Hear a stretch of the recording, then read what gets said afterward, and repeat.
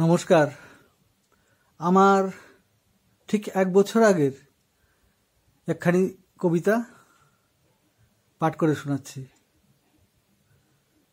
বৃষ্টিকে নিয়েই লেখা এই কবিতা।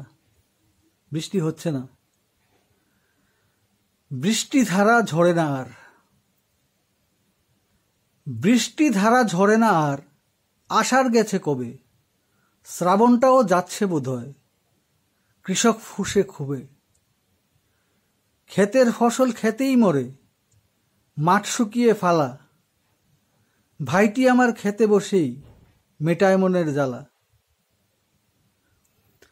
আষাঢ় মেঘ যে ছেয়ে থাকে সকাল সন্ধে জুড়ে, তবুও বৃষ্টি ঝরে না কো, শুধু একটু করে।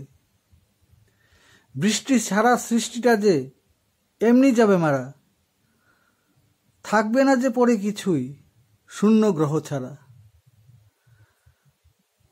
যেভাবে বৃষ্টি হওয়ার কথা, বৃষ্টির পরিমাণ খুবই কমে গেছে। এই বছরও প্রায় একই অবস্থা। ধন্যবাদ।